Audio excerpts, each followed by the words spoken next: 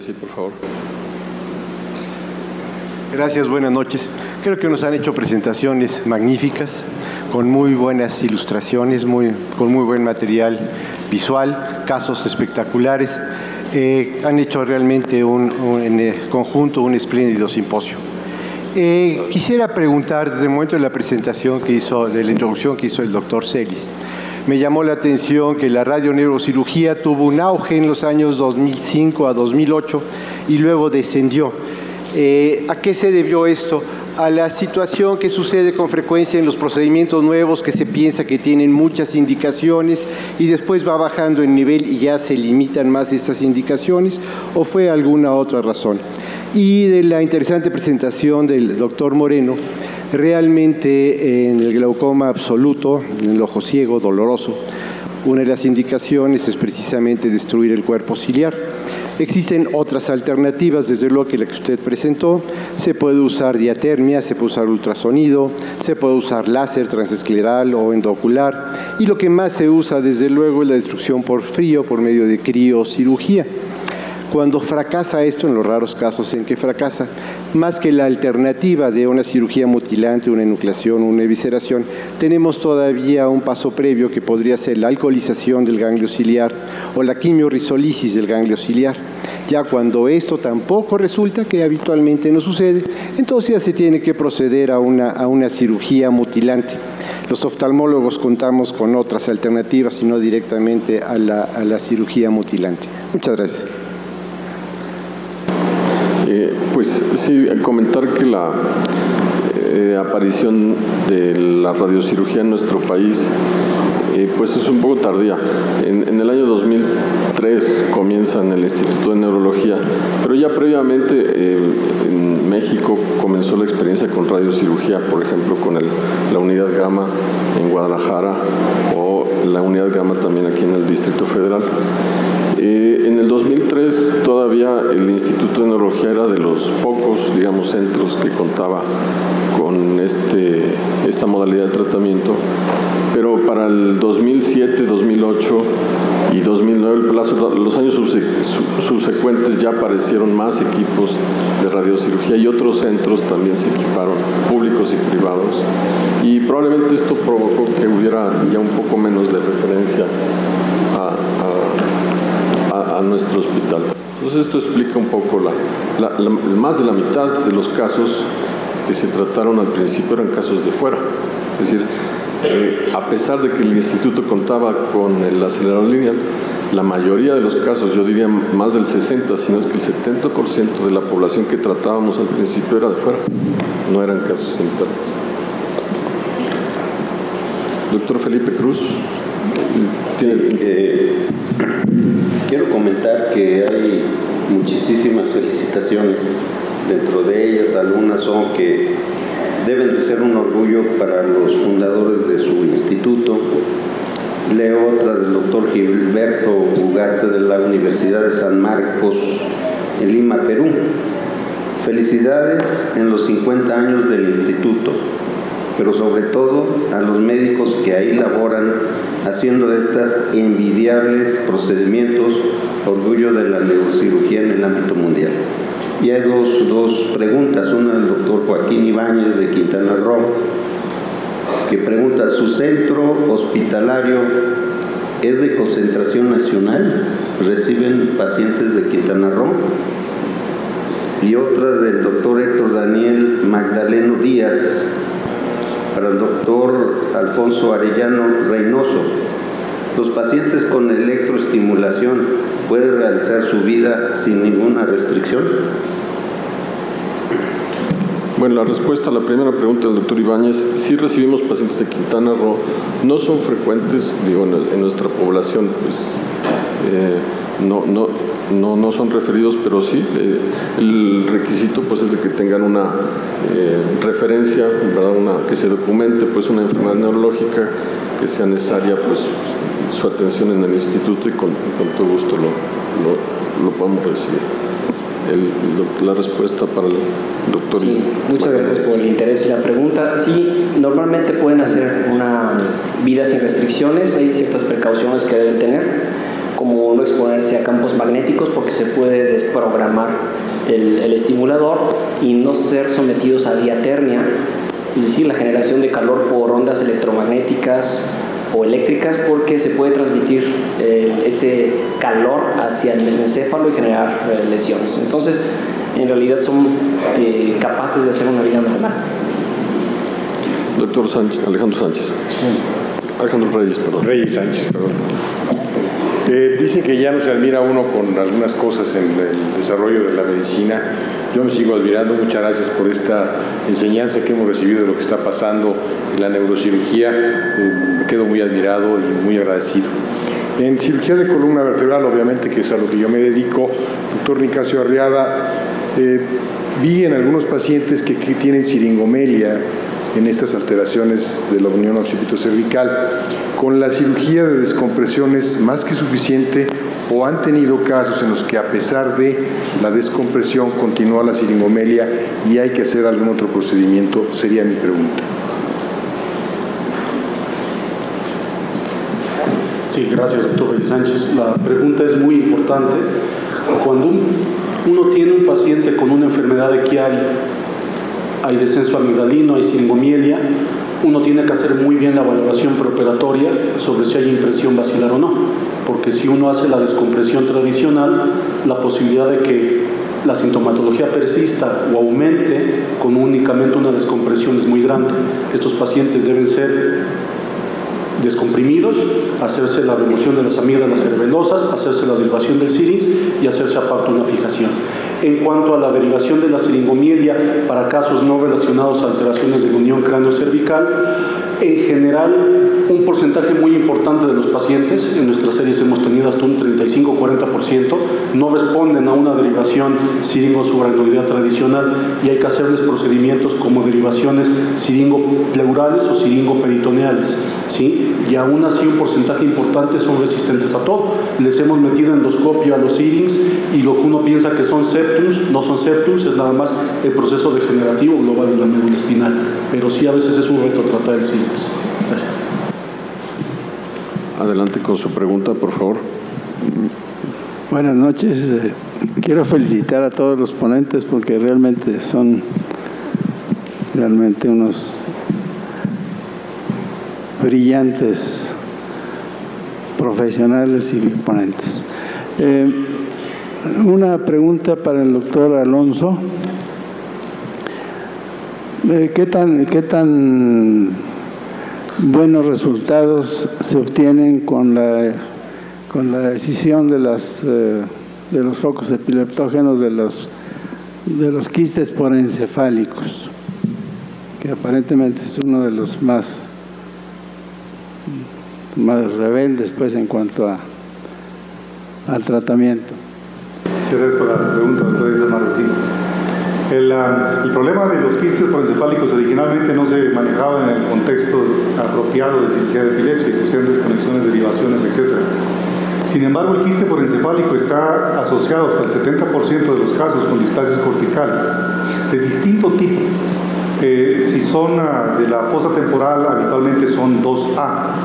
Y las células que tienen citomegálicas son altamente responsables de la actividad epiléptica de ellos. Entonces no solo hacemos derivaciones hoy día de los quistes porencefálicos, sino realmente hacemos cirugía de epilepsia para ellos. Es decir, el manejo del quiste por un lado, que lo podemos hacer y o no, o simplemente resecciones acuñadas a la medida para el tipo de actividad eléctrica normal que tiene el transoperatorio por electrocorticografía.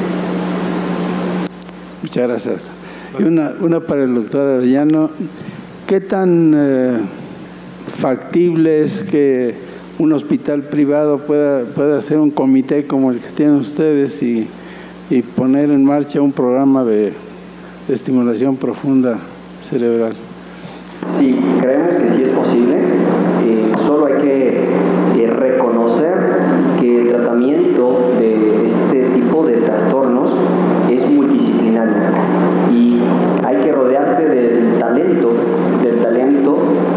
pero yo pienso que es una realidad que se formen comités, que funcionen, que discutan y que verdaderamente tomen decisiones fundamentadas en el estado clínico del paciente y sobre todo en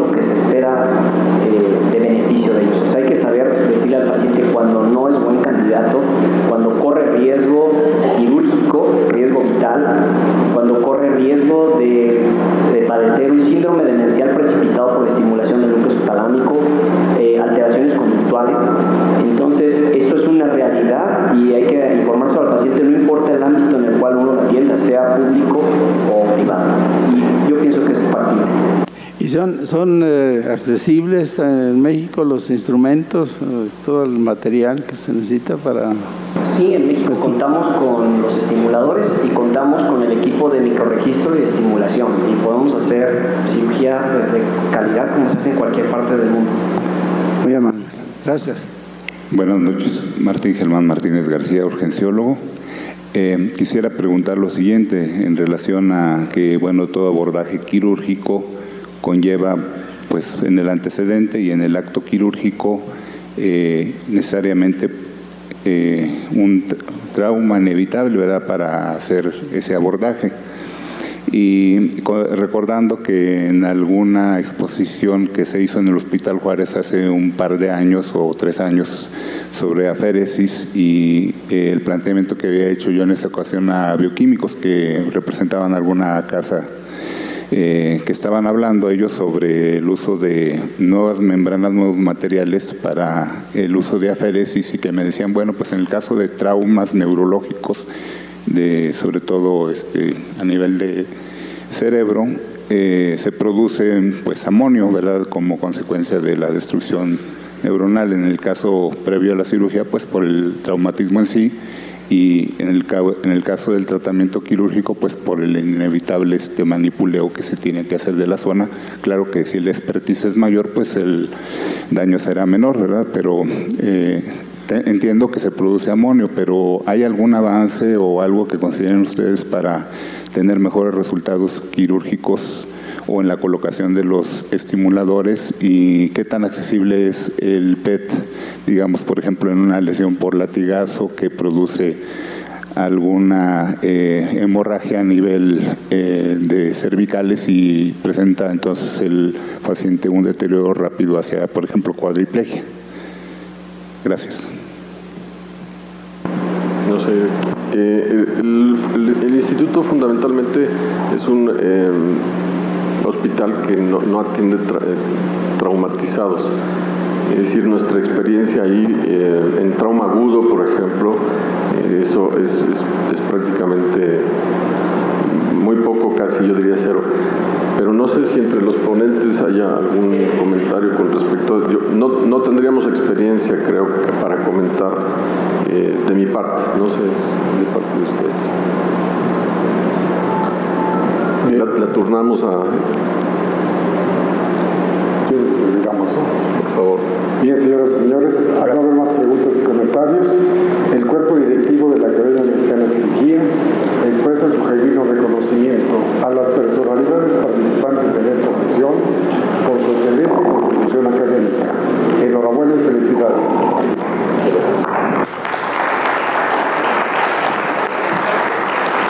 A continuación, felicito al doctor Felipe Cruz Vega, secretario de la Academia Mexicana de Cirugía, que procede a invitar a la distinguida audiencia a nuestra próxima actividad académica. Gracias y buenas noches.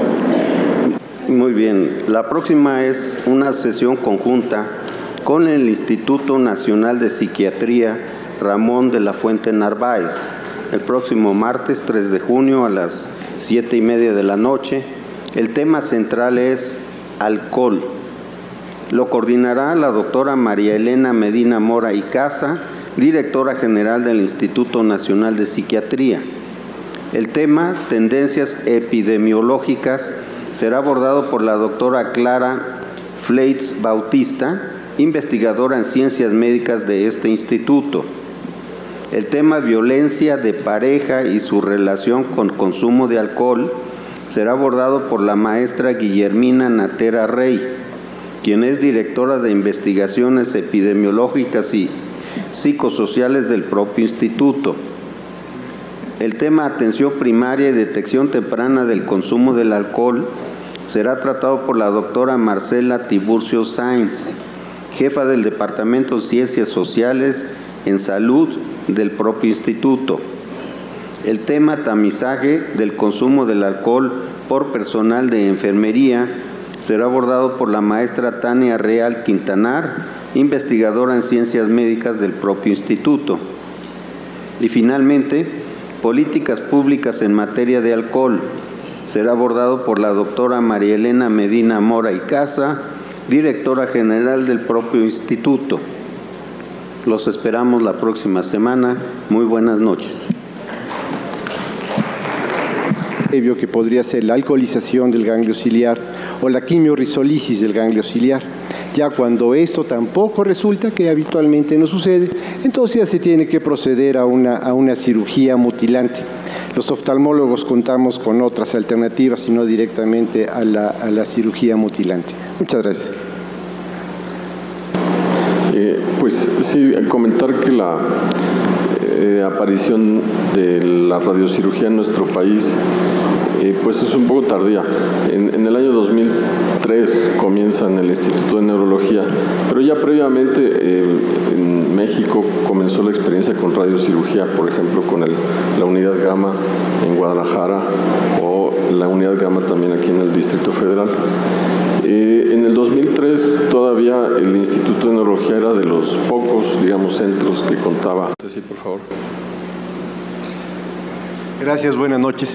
Creo que nos han hecho presentaciones magníficas, con muy buenas ilustraciones, con muy buen material visual, casos espectaculares. Han hecho realmente en conjunto un espléndido simposio. Quisiera preguntar, desde el momento de la presentación de la introducción que hizo el doctor Celis, me llamó la atención que la radioneurocirugía tuvo un auge en los años 2005 a 2008 y luego descendió. ¿A qué se debió esto? A la situación que sucede con frecuencia en los procedimientos nuevos, que se piensa que tienen muchas indicaciones y después va bajando el nivel y ya se limitan más estas indicaciones, ¿o fue alguna otra razón? Y de la interesante presentación del doctor Moreno, realmente en el glaucoma absoluto, en el ojo ciego, doloroso, una de las indicaciones es precisamente destruir el cuerpo ciliar. Existen otras alternativas, desde luego que la que usted presentó. Se puede usar diatermia, se puede usar ultrasonido, se puede usar láser transescleral o endocular, y lo que más se usa, desde luego, es la destrucción por frío, por medio de criocirugía. Cuando fracasa esto, en los raros casos en que fracasa, más que la alternativa de una cirugía mutilante, una enucleación, una evisceración, tenemos todavía un paso previo.